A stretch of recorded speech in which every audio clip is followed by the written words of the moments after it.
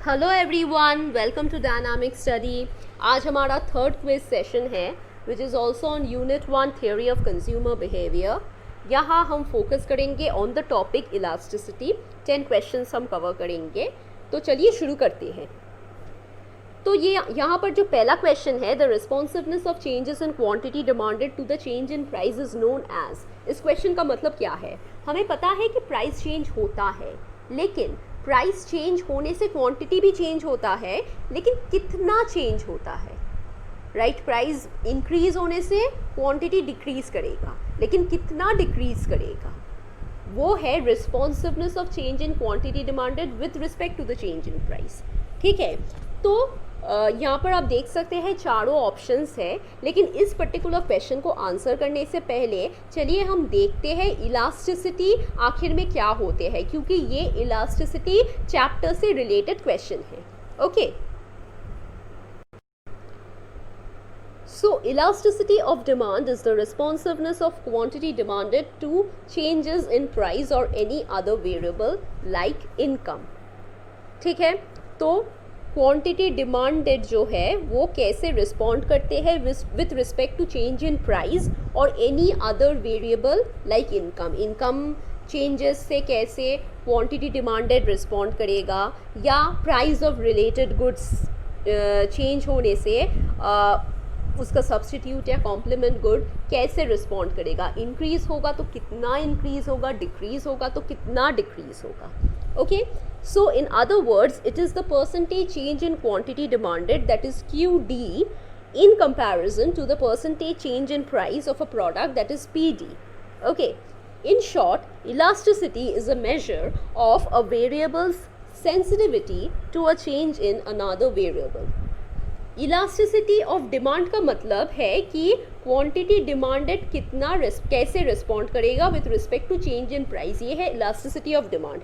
लेकिन elasticity as a whole का मतलब क्या है? It is a measure of a variables sensitivity. यहाँ पर वेरिएबल है क्वांटिटी डिमांडेड, मतलब क्वांटिटी डिमांडेड कितना सेंसिटिव है to a change in another variable. यहाँ पर अनादर वेरिएबल है प्राइस या इनकम या प्राइस ऑफ रिलेटेड गुड्स। ठीक है, तो चलिए एक एग्जांपल देते हैं। एक दुकान में सपोज लिखा है कि हमारा उद्देश्य है कम मूल्य में हम ज़्यादा सेल करेंगे। तो इसका मतलब है कि जो प्रॉफिट होता है दुकानदार का, वो इस बात से नहीं होता है कि कितना वो प्राइस चार्ज करते हैं एक कमोडिटी के लिए, बल्कि इस बात से वो ज़्यादा डिपेंड करता है कि वो कितना बेच पा रहा है, सेल कितना हो रहा है उसका। तो ये बात टू सम एक्सटेंट रिलेटेड है कि प्राइस को कम करने से सेल तो बढ़ेगा। आप जानते हैं लॉ ऑफ डिमांड, तो प्राइस प्राइस की वजह से डिमांड पे तो फ़र्क पड़ेगा, मगर लॉ ऑफ डिमांड ने आपको ये नहीं बताया कि अगर प्राइस बढ़ेगा तो क्वांटिटी डिमांडेड कितना चेंज होगा, कितना डिक्रीज़ होगा। ठीक है, या अगर प्राइस डिक्रीज़ होगा तो क्वांटिटी डिमांडेड कितना इंक्रीज़ होगा। मतलब प्राइस बढ़ेंगे तो क्वांटिटी डिमांडेड कितना डिक्रीज़ होगा, और प्राइस अगर डिक्रीज़ होता है तो क्वांटिटी डिमांडेड कितना इंक्रीज़ होगा। इसलिए इलास्टिसिटी कंसेप्ट इम्पॉर्टेंट है। तो हम इलास्टिसिटी को कैलकुलेट करते हैं with this formula, that is percentage change in quantity demanded by percentage change in price. यहाँ पर डेल्टा मतलब क्या है? डेल्टा मतलब चेंज जो होता है। लाइक फॉर एग्जांपल Q1 है इनिशियल क्वांटिटी और P1 है इनिशियल प्राइस। ओके, अब प्राइस सपोज इंक्रीज हो रहा है टू P2 और क्वांटिटी डिक्रीज हो रहा है, तो P2 प्राइस में जो नया क्वांटिटी है वो है Q2। ठीक है, तो ये चेंज हमको मिला है। इस चेंज को हम कन्वर्ट करते हैं परसेंटेज फॉर्म में, percentage change in quantity demanded by percentage change in price. Okay, तो इसको हम डेल्टा से डिनोट करते हैं। Okay, so I hope this is clear.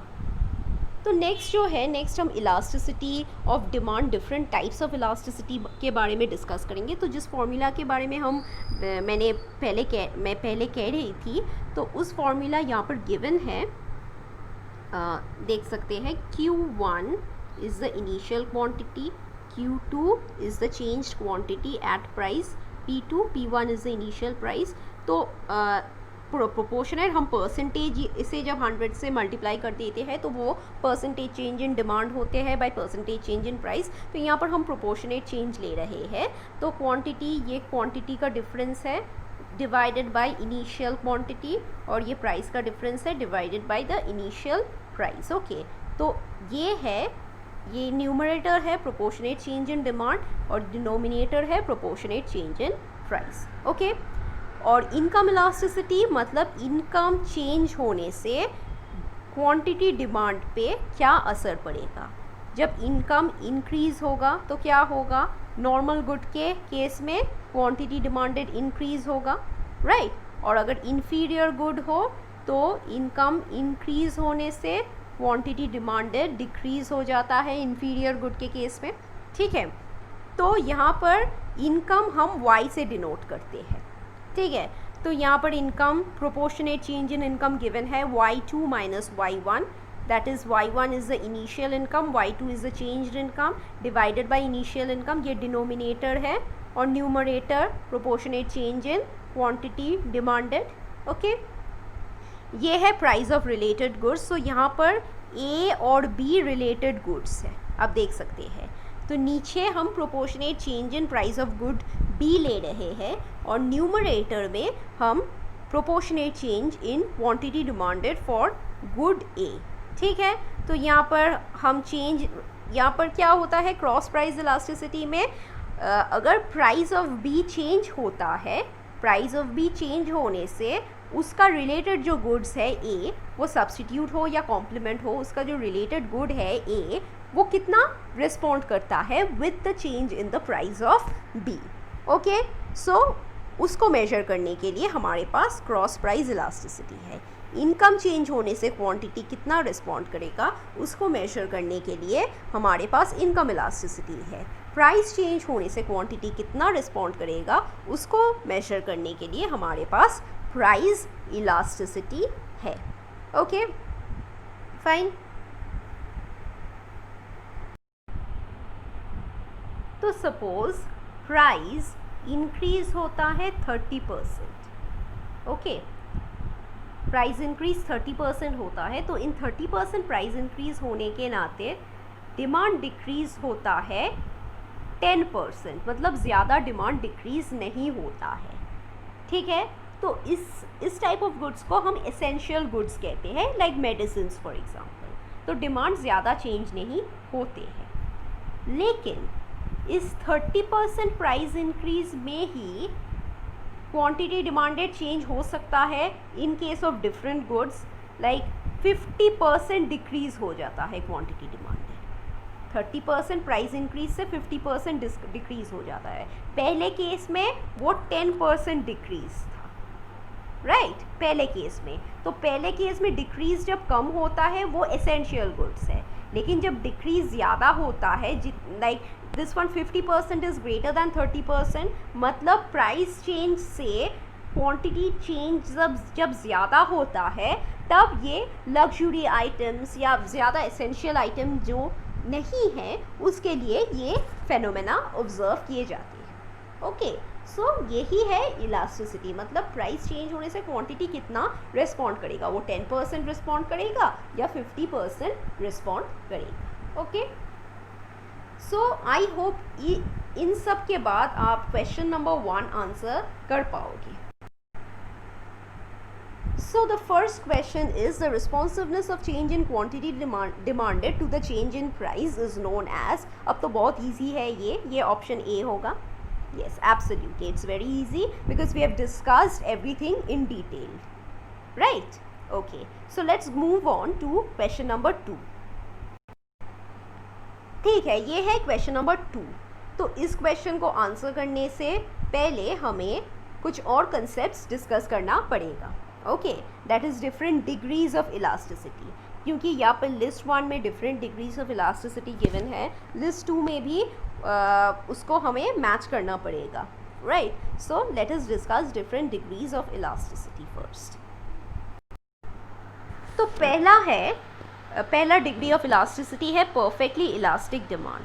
तो परफेक्टली इलास्टिक डिमांड हम देखते हैं कि जब प्राइस में ज़्यादा चेंजेस जब नहीं दिखता है, चेंज बहुत कम हुआ है प्राइस का, लेकिन क्वांटिटी डिमांडेड में बहुत सिग्निफिकेंट चेंज नज़र आते हैं क्वांटिटी डिमांडेड का। आप देख सकते हैं इस डायग्राम में प्राइस फिक्स्ड है लेकिन क्वांटिटी डिमांडेड बहुत चेंज होता है, Q2, Q1, okay.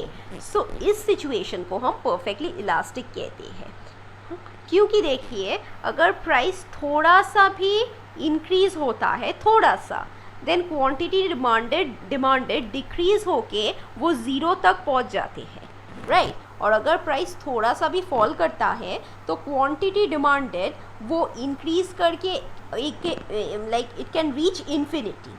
So elasticity of demand will be infinite in this particular case, okay.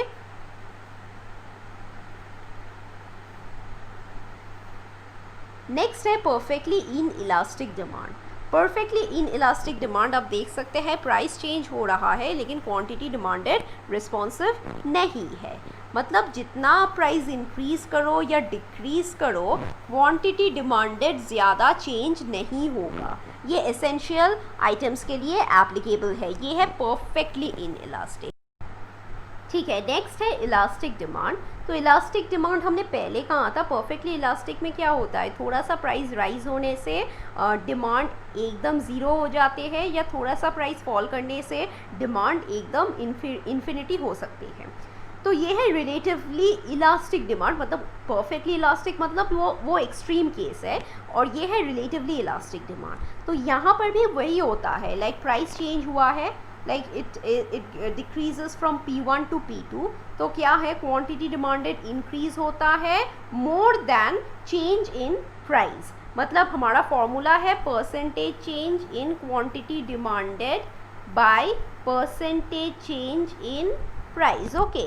तो यहाँ पर percentage change in quantity demanded will be greater than percentage change in price, okay. Quantity demanded जो होता है, quantity change जो होता है वो ज़्यादा होगा प्राइस चेंज से, फाइन। तो that's why this is greater than 1। ये है इलास्टिक डिमांड। नेक्स्ट है इन इलास्टिक डिमांड। तो ये एक्सट्रीम केस नहीं है। एक्सट्रीम केस में क्या हुआ था, प्राइस चेंज हो रहे थे लेकिन क्वांटिटी डिमांडेड एक जगह पे था। यहाँ पर प्राइस चेंज ज़्यादा होगा लेकिन क्वांटिटी डिमांडेड उतना चेंज नहीं होगा with respect to change in price. Suppose 30% price increase हुआ है, फाइन। तो प्राइस इंक्रीज होने से डिमांड डिक्रीज होगा। सिर्फ अगर डिमांड सिर्फ 10% डिक्रीज होता है तो इसे हम कहते हैं इन इलास्टिक डिमांड, ओके। और जब डिमांड 50% डिक्रीज होता है, that is it is greater than 30%, तब हम कहते हैं elastic demand, okay. So I hope elastic और इनइलास्टिक क्लियर है। और ये है यूनिटरी इलास्टिक। यूनिटरी इलास्टिक कब होता है, जब quantity change, percentage change in quantity demanded is equal to percentage change in price, okay. तो ये दोनों जब इक्वल होता है तब यूनिटरी होता है, तो elasticity is equal to 1, okay. तो हमने डिफरेंट केसेस ऑफ इलास्टिसिटी हमने डिस्कस की है। तो I hope we can answer question number 2। So ये है क्वेश्चन नंबर 2। तो क्वेश्चन नंबर 2 क्या है, perfectly elastic demand. Perfectly elastic demand मतलब ऐसा होता है, मतलब प्राइस थोड़ा सा चेंज होते ही क्वांटिटी में बहुत फ़र्क पड़ता है, क्वांटिटी बहुत ज़्यादा चेंज होता है। प्राइस थोड़ा सा ड्रॉप करने से ही क्वांटिटी इनफाइनाइट होता है, तो ये 4 होगा, फाइन। Perfectly elastic. नेक्स्ट है इलास्टिक डिमांड। तो यहाँ पर क्वांटिटी डिमांडेड का जो चेंज है वो ग्रेटर होगा than quantity than change in price, okay. तो यहाँ पर भी प्राइस चेंज होने से क्वांटिटी का चेंज ज़्यादा होगा, तो that's why this will be 2, elasticity greater than 1। Next है inelastic demand. Inelastic demand C, ये ऑप्शन 5 होगा, राइट, क्योंकि यहाँ पर चेंज इन प्राइस ग्रेटर है देन चेंज इन क्वांटिटी, और परफेक्टली इन इलास्टिक ये होगा 3, और यूनिटरी इलास्टिसिटी 1 होगा। तो कौन सा ऑप्शन है? Option, I am very sorry, yeah, so here it will be option B. Okay, fine. तो क्वेश्चन नंबर 3 भी मैच द फॉलोइंग है। तो ये मिक्स्ड एंड मैच क्वेश्चन है, ये आप प्रीवियस स्लाइड भी रेफ़र कर सकते हैं इस क्वेश्चन को आंसर करने के लिए। आप पॉज करिए, पॉज करके आप खुद आंसर करने की कोशिश कीजिए, फिर आप आंसर देखेंगे, ठीक है। तो क्रॉस इलास्टिसिटी ऑफ डिमांड, ये हम देख ही सकते हैं, ये ऑप्शन 3 होगा, क्योंकि ये है proportionate change in demand for good A by proportionate change in price of good B. फिर है price elasticity of demand. Price elasticity of demand 1 होगा, क्योंकि अल्फ्रेड मार्शल ने प्राइस इलास्टिसिटी ऑफ डिमांड का कंसेप्ट उन्होंने दिए थे। स्नॉप गुड और वेवलन गुड, हम आप प्रीवियस क्विज वीडियो को रेफ़र कर सकते हैं, तो वहाँ पर हमने वेवलन गुड्स डिस्कस की है। तो Veblen good was named after this person, and snob good is similar to Veblen good, so this will be C and 2 will be matched. And last है demand curve for normal good, ये तो easy है, downward sloping from left to right. Okay, so answer है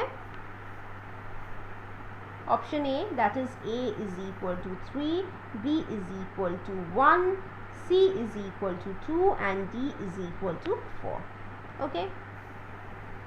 Then question number 4 है, in general demand for necessities is relatively, देखिए necessary goods मतलब price, अगर suppose price increase, price of medicine increase होता है 30% और वो मेडिसिन बहुत ज़रूरी मेडिसिन है, तो प्राइस इंक्रीज होने से डिमांड ज़्यादा चेंज नहीं होगा, डिमांड ज़्यादा फॉल नहीं करेगा, सिर्फ से फॉर एग्जांपल 10% फॉल करेगा। तो यहाँ पर 10% इज़ लेस दैन 30%, मतलब percentage change in price is greater than percentage change in demand. Okay, quantity demanded, तो ये है inelastic case, so that's why the answer will be option A. Okay, okay, next question है, which one of the following technique of measuring elasticity of demand. तो हमने अभी तक percentage method discuss की है, तो इसका आंसर जो होगा वो है option D, that is all of the above, क्योंकि टोटल आउटले मेथड एक मेथड है इलास्टिसिटी मेजर करने का, ऑप्शन बी आर्क मेथड भी एक मेथड है इलास्टिसिटी मेजर करने का, और ऑप्शन सी पॉइंट मेथड भी, वो भी एक मेजर है इलास्टिसिटी मेजर करने का, ठीक है। तो ये सबका ऑल ऑफ द अबव होगा, लेकिन हम इंडिविजुअली नहीं जानते हैं कि ये मेजर कैसे होता है, तो चलिए डिस्कस करते हैं इस मेथड को इंडिविजुअली। ओके, तो पहला है arc elasticity. Okay, if 2 points are separated by a larger distance on the demand curve, तो यहाँ पर दोनों points suppose T and S, they are separated by a larger distance, separated है by larger distance, okay, on the demand curve, ये है demand curve। okay, it is customary to express the changes in demand and the price as proportionate changes of the average value rather than their original value। तो क्या है कि जब change मतलब change एक larger distance के ऊपर होते हैं, मतलब प्राइस चेंज और क्वांटिटी डिमांडेड का जो चेंज होता है वो ज़्यादा हो, यहाँ पर आप देख सकते हैं टी और एस का डिस्टेंस ज़्यादा है, तो तब हम एवरेज वैल्यूज़ को लेते हैं रादर दैन ओरिजिनल वैल्यूज़। तो आप इस फॉर्मूला को देख सकते हैं, यहाँ पर हम क्वांटिटी और प्राइस का चेंज हमने कंसिडर किए हैं, और हम इसका प्रोपोर्शनेट लेता है, proportionate changes of their average value, मतलब P2 plus P1 divided by 2 by Q2 plus Q1 divided by 2। Okay, हम पहले फॉर्मूला में हम क्या करते थे, हम सिर्फ लेते हैं उसका proportionate changes of their original values, but यहाँ पर हम लेते हैं proportionate changes of the average value rather than their original value. ठीक है, तो ये है arc elasticity of demand. Okay, next है पॉइंट इलास्टिसिटी ऑफ डिमांड। तो पॉइंट इलास्टिसिटी ऑफ डिमांड ये इसका एक फॉर्मूला है। इस फॉर्मूला यहाँ पर गिवन है lower segment bye upper segment, लेकिन इसका मतलब क्या है? Okay, so let us discuss this in details. इसको हम ज्योमेट्रिक मेथड भी कहते हैं और ये प्रोफेसर मार्शल ने सजेस्ट किए थे to measure elasticity on a linear demand curve. Okay, और आप देख सकते हैं कि एक लीनियर डिमांड कर्व में डिफरेंट पॉइंट में डिफरेंट इलास्टिसिटीज़ होते हैं। तो linear demand curve elasticity at a point on a linear demand curve to be more specific. ये हम यूज़ करते हैं कि जब प्राइस और डिमांड में सिग्निफिकेंटली स्मॉल चेंजेस होते हैं तो हम इस पर्टिकुलर मेथड को यूज़ करते हैं। इसे हम पॉइंट इलास्टिसिटी भी कहते हैं या ज्योमेट्रिक मेथड भी कहते हैं, geometric method to measure elasticity. Okay, तो सपोज हम इस डिमांड कर्व को से ए बी से मार्क करते हैं और ईच पॉइंट यहाँ पर ई एफ या F, I am sorry, A B, okay, not E F, C D E. Okay, so ये ईच पॉइंट है, ठीक है, ये पॉइंट सी है, ये पॉइंट डी है, ये पॉइंट ई है। ओके, तो यहाँ का फॉर्मूला है lower segment bye upper segment, right. तो आप पॉइंट ए का इलास्टिसिटी अगर आप देखेंगे तो क्या होता है, not point A, suppose point C हम लेते हैं। पॉइंट सी में क्या हो रहा है, लोअर सेगमेंट मतलब C B. Okay, lower segment है सी बी ये पॉइंट, और डिवाइडेड बाय अपर सेगमेंट मतलब ए सी। तो आप ज्योमेट्रिकली देख सकते हैं कि C B is greater than A C, right. So that's why elasticity is greater than 1. तो यही फॉर्मूला हम अप्लाई करके हमें मिल जाता है elasticity at different points on a linear demand curve. तो इसे हम पॉइंट इलास्टिसिटी कहते हैं। Okay, so I hope this is clear. So elasticity का डिफरेंट केसेस होता है लीनियर मतलब लीनियर डिमांड कर्व का। तो ये है कि demand curve with a lower slope but higher price elasticity. तो डिमांड कर्व जब स्लोप लो होता है मतलब फ्लैट होता है तब इलास्टिसिटी हाई होता है, और डिमांड कर्व का जब हायर स्लोप होता है तो इलास्टिसिटी लो होता है। जैसे आप देख सकते हैं इस पर्टिकुलर डायग्राम में, demand curve with lower slope but higher price elasticity and demand curve with higher slope but lower price elasticity. तो यहाँ पर डिफरेंट केसेस है। ये एक बहुत ही इंपॉर्टेंट केस है। For two different downward sloping demand curves for a good, price elasticity is same for same price where price intercept of these two demand curves are same but the slope is different. तो यहाँ पर दोनों two different downward sloping demand curve है, एक है A B और एक है ए सी। तो प्राइस इलास्टिसिटी सेम है, price elasticity is same for same price. Price तो आप देख सकते हैं सेम है, same price where the price intercept of the two demand curves are same. Price intercept मतलब इंटरसेप्ट, अब जानते हैं इंटरसेप्ट का मतलब क्या है। ओके, इंटरसेप्ट का मतलब है कि इट इज़ बेसिकली द से वाई एक्सिस है, वाई एक्सिस का जो वैल्यू है जहाँ पर वो या एक लाइन क्रॉस करता है, ठीक है। So it is basically the Y value of the point where it crosses the Y axis. तो यहाँ पर आप देख सकते हैं कि इंटरसेप्ट सेम है of these two demand curve A B and A C का इंटरसेप्ट सेम है। तो मगर इसका स्लोप डिफरेंट है। ए सी फ्लैटर है और ए बी मतलब A C is flatter than A B, okay, लेकिन इन दोनों का इलास्टिसिटी सेम होगा, ओके। तो ये पहला केस है। So I repeat, for two different downward sloping demand curve, दोनों डाउनवर्ड स्लोपिंग डिमांड कर्व है, for a good price elasticity is same for same price, price same है, where price intercept of these two demand curve, इन दोनों का price intercept are same but the slope is different, slope different है, ठीक है। तो ये पहला केस है। नेक्स्ट केस है यहाँ पर आप देख सकते हैं दोनों पैरेलल डिमांड कर्व है। तो for two different demand curve which are parallel to each other, same slope, यहाँ पर स्लोप सेम है क्योंकि दोनों पैरेलल है, leads to different price elasticity of demand. तो यहाँ पर प्राइस इलास्टिसिटी डिफरेंट होगा। Elasticity of the demand curve A B is greater than that of the elasticity of demand curve C D. तो A B का elasticity ज़्यादा होगा C D से। We can also say that the demand curve which is near to the origin, जो origin के पास है, which is near to the origin has greater elasticity.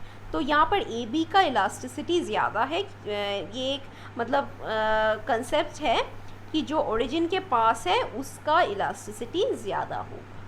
So I repeat this again, for two different demand curves which are parallel to each other, जो एक दूसरे से parallel है, slope same है, leads to different price elasticity, price elasticity different होगा क्योंकि different होगा। Elasticity of A B का इलास्टिसिटी ज़्यादा होगा than elasticity of C D, okay, elasticity than the elasticity of the demand curve CD.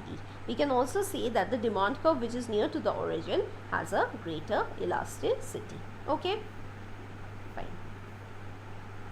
Next है ये एक और केस है. Here we can use the concept of flatter the demand curve, more is the elasticity.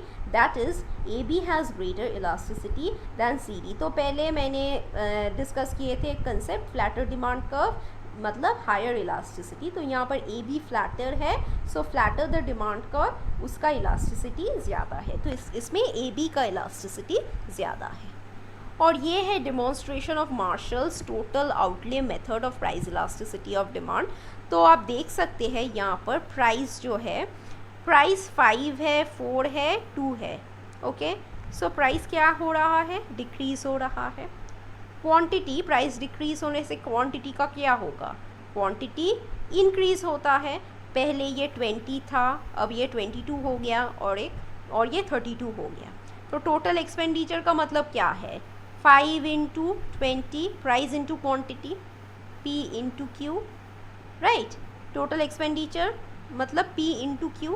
तो हम price into quantity कर रहे हैं, 5 into 20 which is equal to 100.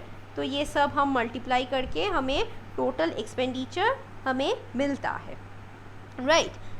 Fine, ये पहला केस है. दूसरा जो केस है, यहाँ पर भी आप देख सकते हैं, यहाँ पर क्वांटिटी इंक्रीज़ होता जा रहा है 20, 25, 50, लेकिन जो टोटल एक्सपेंडिचर है वो फिक्स्ड है, 100 है. ठीक है. और जो थर्ड केस है, यहाँ पर भी क्वांटिटी इंक्रीज़ हो रहा है 20, 30, 75, लेकिन टोटल एक्सपेंडिचर जो है वो इंक्रीज़ होता जा रहा है. आप देख रहे हैं यहाँ पर टोटल एक्सपेंडिचर डिक्रीज़ हो रहा है, प्राइस डिक्रीज़ हो रहा है और टोटल एक्सपेंडिचर डिक्रीज़ हो रहा है. सेकेंड केस में, बी केस में प्राइस डिक्रीज़ हो रहा है लेकिन टोटल एक्सपेंडिचर कॉन्स्टेंट है. और थर्ड केस में प्राइस डिक्रीज़ हो रहा है लेकिन टोटल एक्सपेंडिचर इंक्रीज़ हो रहा है. तो जब प्राइस और टोटल एक्सपेंडिचर डिक्रीज़ होता है तो तब इलास्टिसिटी लेस देन 1 है. जब प्राइस डिक्रीज़ होता है लेकिन टोटल एक्सपेंडिचर कांस्टेंट रहता है, देन इलास्टिसिटी इक्वल टू 1 होता है. और जब प्राइस डिक्रीज़ होता है और टोटल एक्सपेंडिचर इंक्रीज़ करता है, तब इलास्टिसिटी ग्रेटर देन 1 होता है. So let us read this. When total expenditure on a product varies directly with price, the price elasticity of demand is less than unity. मतलब price और total expenditure जब directly vary करता है तो price elasticity less than unity होगा. Okay. When it varies inversely with price, मतलब price decrease हो रहा है लेकिन टोटल एक्सपेंडिचर इंक्रीज होता है, मतलब इन्वर्सली रिलेटेड है, तो price elasticity of demand is more than unity. ठीक है. or when the total expenditure remains unaffected by changes in price, then price elasticity is unity. तो आई होप ये clear है. तो अब नेक्स्ट क्वेश्चन हम जो डिस्कस करने वाले हैं, consider the following diagram with two parallel demand curves A and B. तो हमने पैरेलल डिमांड कर्व के केस हमने डिस्कस किए हैं और हमने ये कहा है कि जो डिमांड कर्व ओरिजिन के पास होता है उसका इलास्टिसिटी ज़्यादा होगा. तो point R is greater than point S, ये हमने अभी अभी डिस्कस की है. तो ऑप्शन बी होगा आंसर. ओके. नेक्स्ट है, if sales tax on a commodity is raised but the revenue earned through its sale decreases sharply, which one of the following statement about the nature of this commodity would be correct? तो sales tax on a commodity increase हो गया है, लेकिन जो revenue आप earn कर रहे हैं, revenue earned through its sale decreases sharply. तो रेवेन्यू जो अर्न होता है वो डिक्रीज होता है sharply. So which one of the following statement about the nature of this commodity would be correct? तो यहाँ पर चार ऑप्शंस दिए गए हैं. ए है price elasticity of demand for it is unity, ये तो नहीं होगा, it must be an essential good. C है price elasticity of demand for it is high, और डी है price elasticity of demand for it is low. तो यहाँ पर revenue earn through is sale जो होता है वो डिक्रीज होता है sharply. So it is responding to the increase in the sales tax on commodity, right? तो इसका मतलब ये ऑप्शन सी होगा, price elasticity of demand high होगा क्योंकि the sale decreases sharply. So this will be answer C. Next हम कुछ sums discuss करेंगे. Calculate the price elasticity of demand when a rise in the price from ₹10 per unit to ₹12 per unit of a product lowers its demand from 1000 to 800 units in a local store. तो price increase हो रहा है 10 से 12 per unit of a product, तो उसके लिए demand decrease हो जाता है 100 to 800 units in a local store. तो इसका आंसर क्या होगा? आप इलास्टिसिटी का फॉर्मूला अप्लाई करेंगे. इलास्टिसिटी का फॉर्मूला अप्लाई करने के बाद आपको आंसर मिलेगा. तो इसका आंसर आप ट्राई कीजिए, पहले खुद पॉज करके, वीडियो पॉज करके आप खुद ट्राई कीजिए, फिर आप आंसर देखेंगे. ओके. तो इसका आंसर होगा ऑप्शन ए, दैट इज़ -1. कैसे होगा? देखिए, प्राइस चेंज तो 2 होगा, 12 - 10 इज़ 2, और क्वांटिटी चेंज होगा 200, 1000 - 800 200. ठीक है. तो क्वांटिटी डिक्रीज होता है इसलिए माइनस, और प्राइस इंक्रीज होता है इसलिए प्राइस 2. तो प्राइस इलास्टिसिटी क्या होगा? Change in quantity, proportionate change in quantity demanded bye proportionate change in price. तो वो सॉल्व करके हमें मिलता है -1. तो ये जो नेगेटिव साइन है it is an indication of normal good, क्योंकि नॉर्मल गुड में ही प्राइस इंक्रीज होने से डिमांड डिक्रीज हो जाता है. राइट. प्राइस इंक्रीज हुआ है और डिमांड डिक्रीज हो गया है. ठीक है. So this is the answer. Next question. When the income of a consumer increases from 10,000 to 12,000, his demand for a product rises from 20 to 30 units of it. ठीक है. तो इनकम, ये इनकम इलास्टिसिटी होगा. तो 10,000 से 12,000 इंक्रीज होता है income पर, तो demand for a product increase होता है, इनकम इंक्रीज होता है, तो demand for a product increase होता है 20 to 30 यूनिट्स. तो अब इनकम इलास्टिसिटी खुद कैलकुलेट कीजिए. ओके. सो कैलकुलेट करके अब देखिए, अब फॉर्मूला लगा के देखिए कि क्या आंसर आपको मिलेगा. तो इसका आंसर मैं कह देती हूँ, लेकिन अब पॉज करके आप खुद सॉल्व करेंगे, उसके बाद आप आंसर देखेंगे. ठीक है. तो इसका आंसर है ऑप्शन डी, दैट इज़ 2.5. तो कैसे होगा? तो देखिए, यहाँ पर 10,000 से 12,000 इंक्रीज हो रहा है, और तो यहाँ पर और क्वांटिटी इंक्रीज हो रहा है 20 to 30.